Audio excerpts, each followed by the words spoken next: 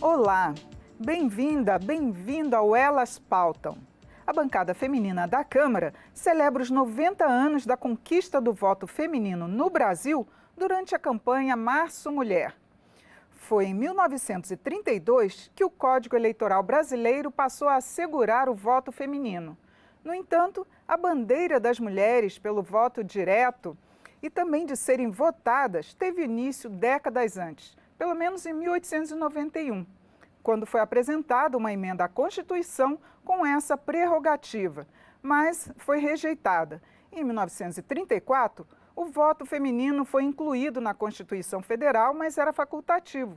Nesse mesmo ano, foram realizadas eleições para a Câmara dos Deputados e para as Assembleias Legislativas Estaduais. De lá para cá, foram muitos desafios e conquistas. E por isso, esse tema foi escolhido pelas parlamentares para celebrar o Mês da Mulher. Nós vamos conversar sobre as ações desenvolvidas pela Secretaria da Mulher neste mês com as deputadas Lídice da Mata, do PSB da Bahia, e Margarete Coelho, do Progressistas do Piauí. Bem-vindas, deputadas. Obrigada por atender ao nosso convite, participar do programa. A princípio, nós queremos começar com um vídeo que nós temos de uma integrante do Observatório da Secretaria da Mulher, falando sobre esse momento, esses 90 anos do voto feminino. Apenas há 90 anos atrás é que nós conseguimos o direito de exercer a nossa cidadania de forma plena. No entanto, muitas conquistas ainda têm que ser feitas. Nós tivemos a igualdade efetiva entre homens e mulheres garantidas apenas na Constituição de 1988. E hoje temos no Parlamento brasileiro cerca de apenas 15% da representação feminina na política. Isso é um desafio muito grande de todos os deputados, de todas as deputadas, senadores e senadoras e para todo cidadão e cidadã, porque é por meio da representação feminina que a gente traz as mulheres para dentro da política e novos olhares para dentro das leis que estão sendo discutidas e aprovadas nos parlamentos de uma forma geral. Então, mais mulheres na política em alusão e em comemoração aos 90 anos do voto feminino. Bom, deputada Lídice, eu gostaria de começar com a senhora, que foi constituinte, né, da nossa Constituição Federal. Que a senhora fizesse uma análise desses 90 anos, das conquistas que as mulheres tiveram na área da política. Olá a todos e todas que nos assistem. Veja bem, são 90 anos de muita luta, não é? Você veja que em 32... nós registramos a conquista no Código Eleitoral, mas só 2 anos depois é que conseguimos colocá-la na Constituição do Brasil. Aí nós elegemos 2 mulheres, uma eleita, outra foi suplente. Depois disso, nós só voltamos a eleger em 1950, Ivete Vargas. Então, há uma distância enorme de tempo entre uma conquista de eleger mulheres e de ter nova mulher eleita. Em 34, a Berta Lutz já propôs que se incluísse na Constituição brasileira o direito de licença maternidade, mas não foi aceito. Nós só vamos conquistar em 43 com a CLT. E mesmo assim, 84 dias. E depois, só em 1988, com a Constituição de 88, é que nós vamos conquistar 120 dias para as mulheres gestantes. Por que eu peguei esse exemplo? Para demonstrar que a presença da mulher no parlamento, ela leva a conquistas objetivas para a vida das mulheres. O direito da gestante à maternidade, à licença maternidade, foi consolidado, foi conquistado, foi ampliado na Constituição de 88. Assim como o direito da licença paternidade, menor, pequena, mas que vai sendo ampliada, justamente para que nós possamos dividir responsabilidades com a maternidade, com a paternidade daquela criança que nasce. Então, como este exemplo, foram diversos os outros. Eu diria que nesses 90 anos, a Constituição de 88 foi o grande marco de conquista dos direitos da mulher no Brasil. Nela, nós fomos registradas devidamente como cidadãs de direitos iguais. deveres e direitos iguais aos dos homens. De lá para cá, nós vamos continuando essas conquistas, mas elas são muito lentas. Nós saímos de cerca de 13 mulheres ao longo do período ditatorial no Brasil para 26 na Constituição. São essas 26 que dão esse impacto de presença na nova Constituição e que tem como resultado tantas conquistas na Constituição Federal em relação a direitos. Agora, nós voltamos a ter um outro impacto, que foi a conquista do fundo eleitoral. Aí aumentamos 51%. Mas olha quanto tempo para a gente conseguir 77 mulheres e chegar a 15% do Parlamento Nacional. É muito tempo, são doses homeopáticas e está na hora de mudar. Deputada Margarete, eu queria que a senhora falasse desses desafios também e avanços desse período, né, da mulher na política. Olha, eu gostaria de primeiro cumprimentar todos, cumprimentar você, cumprimentar os que nos assistem, cumprimentar minha queridíssima amiga Lídice. Uma honra enorme, Lídice, estar na mesma legislatura com você, você que conhece tão bem essa história e a quem nós devemos tanto dos avanços das mulheres. Eu fico sempre muito emocionada na sua presença. Mas, bom, eu pegando aqui do ponto que a deputada Lídice deixou para falar dos avanços que nós ainda precisamos, das dificuldades que as mulheres têm. E são dificuldades que nós falamos antes do portão de chegada, né? A dificuldade para chegar até o parlamento e depois a dificuldade para exercer. Porque quando a gente é eleita, nós não conquistamos o céu, nem chegamos perto dele. As dificuldades aqui dentro para o exercício do mandato são enormes. Mas nós somos uma bancada de 77, existem homens, claro, que se identificam e que contribuem também com nossas lutas. Nós agora, o nosso desafio é conquistamos o direito de votar, claro, está consolidado, mas agora nós queremos o direito de ser votadas. E esse direito de ser votadas, ele é complementar, é como o direito de ir e vir. O direito de votar e ser votada é a mesma coisa, são vasos comunicantes, né? Se você diminui de um, se você aumenta num, diminui do outro. Então, nós temos que andar com esses direitos de mãos dadas.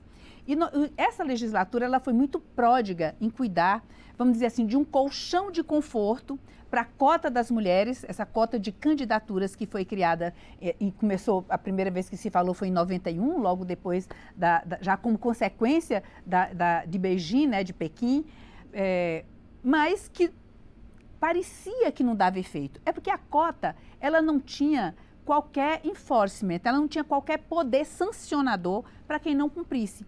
Então, um direito sem uma sanção, ele é simplesmente uma norma programática. Então, nessa legislatura, nós avançamos muito, principalmente com o novo Código Eleitoral, que já foi votado na Câmara e que vai ser votado no Senado. Nós demos peso 2 ao voto da mulher na hora de calcular o fundo partidário. O fundo partidário ele é calculado em cima do número de votos que o partido recebeu, em cima do número de mandatos que o partido elegeu. Então, voto de mulher, voto de pessoas negras e voto de indígenas tem peso 2 e também o mandato de mulher tem peso 2. Com isso, o que se pretende é que as candidaturas competitivas de mulheres sejam atraentes para os partidos. Nós também impomos uma sanção para os partidos que não cumprirem a cota, que lançarem as chamadas candidaturas laranjas. Nós estabelecemos definitivamente na lei, que antes só estava na jurisprudência, a obrigatoriedade dos 30% no mínimo com as candidaturas de mulheres, 30% no tempo de TV, 30% nos debates, né? Então, tudo isso para dar esse colchão de conforto para a cota das mulheres, para que nós possamos finalmente avançar. Mas, antes de tudo, precisa que as mulheres votem em mulheres. Nós somos maioria do eleitorado, somos nós que elegemos. Então, tem, às vezes, uma espécie de solidariedade às avessas, né? As mulheres acharem que a política é cheia de corruptos e corruptores e que esse ambiente não é para as mulheres, que nós não estamos aparelhadas para isso. Nós estamos sim, nós damos conta, nós temos visto os mandatos aqui cada vez mais atuantes, mais competentes. E nós queremos conquistar aqui dentro também o direito de relatarmos processos de leis difíceis, né, ligados a diversas áreas, e não ficarmos apenas relatando que são difíceis também, tratando de violência doméstica, tratando de primeira infância, tratando de questões que são ligadas ao cuidado, a chamada economia do cuidado. E a economia do cuidado não tem o menor prestígio no Brasil. Então, é relegado às mulheres, porque normalmente ela está relegada ao espaço doméstico. Então, nós queremos presidir comissões importantes, nós queremos fazer parte das missões internacionais, nós queremos relatar projetos de leis ligados a todas as áreas, nós não queremos ser tratadas como monotemáticas. Então, esses são nossos desafios. Bom, deputada, eu gostaria que a senhora falasse também se existe uma resistência da bancada masculina em relação à bancada feminina, porque basicamente no mês da mulher é que se colocam os projetos relativos às mulheres para serem votados. Isso não deveria ser uma constante o ano inteiro? Claro que deveria ser uma constante, e não é que exista uma resistência assim, assumida, explícita, não. É que o ritmo da Câmara é um ritmo dos homens, ele é dominado pelos homens. Então, a pauta é a pauta dos homens. E, naturalmente, para as mulheres se imporem, elas têm que juntar as suas forças e concentrar em determinados momentos onde não há coragem para nos impedir de fazer isto, né? Então, eu acho que tudo isso revela isto que a nossa querida Margarete Coelho, essa deputada tão competente, que vem assumindo relatorias importantíssimas para nós aqui na casa, relatou. A nossa luta é permanente, é cotidiana, é para fazer avançar. Quando a gente conquista o direito do voto, na verdade, ainda não está consolidado o direito de ser votada, né? Porque, pouco a pouco, a gente vai fazendo um esforço hercúleo para conseguir uma legislação ou outra que estimule a participação da mulher. E eles repetindo a todo custo, esse negócio de mulher não gosta de fazer política, mulher não gosta de política. E a gente vai em qualquer reunião de sindicato, em qualquer reunião de comunidade, está lá cheio de mulher. Então a mulher gosta de fazer política. Ela só não gosta de ser escada para o outro subir. E ela nunca tem oportunidade. Por isso é preciso dar financiamento à presença da mulher na política e convencer os homens que é importante, que é necessário que a mulher esteja presente. Deputada, eu gostaria que a senhora agora desse um testemunho para a gente ilustrar como é conciliar a vida de política e a vida da mulher em si, em casa, toda a sua rotina. Olha, essa é uma pergunta que, bom, uma certa vez a Bachelet disse o seguinte, olha, você não faria essa pergunta para um homem, né? Realmente porque parece que só nós temos obrigação com a casa, com os filhos, com o lar. E realmente esse é o nosso grande desafio. É fazer com que as mulheres façam um movimento de dentro para fora, né? Quer dizer, indo ao público, e que os homens façam a contrapartida de fora para dentro de casa, né? Então, dividir as tarefas, ser colaborativo nas tarefas, não é ajudar a mulher. Ser colaborativo com as tarefas é fazer a própria parte, o próprio papel. Ele também é pai, ele também come, ele também suja a roupa, também lava a louça. E a questão de dividir essas atribuições é que vão... Na Suécia aconteceu assim, né? Quando se dividiu a obrigatoriedade de 50% para as mulheres nas assembleias, nos espaços de poder, elas se ressentiram. Mas aí foi feito um movimento contrário. Nós precisamos aqui, por exemplo, ter a licença maternidade, deixar de ser licença maternidade, passar a ser uma licença parental, para que o casal decida quem vai ficar em casa para cuidar daquela criança recém-nascida. Já tem projeto já sobre temos isso? projetos sobre isso. A nossa proposta é de que seja, nós queremos 1 ano, né? Metade para o homem, metade para a mulher, eles dividem. Os 30 primeiros dias para a mulher, porque tem todo aquele período de recuperação dela, mas o outro período que se divida, que deixa... O Estado não tem que se meter, olha, o pai fica 3 dias, a mulher fica... Não, o casal é quem tem que decidir. Então, esse tipo de mudança na legislação, que só pode ser feita a partir do nosso olhar. Então, daí essa importância de nós estarmos aqui. Então, são pequenos gestos que vão consolidando, mas são exatamente essas pequenas faltas que vão minando, né, a nossa participação no poder. Queria que a senhora falasse também sobre a sua história de vida, que é muito mais ligada à política, né? Olha, você fez uma pergunta a Margarete que toda jornalista me fazia no Dia das Mães ou no Dia da Mulher, quando eu fui prefeita. E eu brincava, dizia assim, meninas, vão perguntar ao governador, no Dia do Pai, se ele pode ser governador e ser pai ao mesmo tempo. Como né? concilia? Como é que ele concilia isso? Na verdade, porque a gente, ao fazer política, quase que tem que dar satisfação à sociedade de que nós não largamos a casa. É como se fosse um pedido de desculpa. Olha, nós estamos fazendo isso aqui, mas a nossa casa a gente está cuidando de alguma forma. Não é isto. Né? Uma outra pergunta que me perguntavam naquele período, eu estava separada, recém-separada de meu marido, meu filho pequeno, e diziam, como é que a senhora cuida de seu filho? Eu digo, meu filho, eu não sou viúva. Meu filho, nós somos apenas separados, ele tem pai. Né? E o pai dele cuida dele também. Né? Então, o Brasil tem uma visão profundamente machista da ideia da mulher na sociedade, na família. Então, todas as responsabilidades que diz respeito à família são colocadas para as mulheres.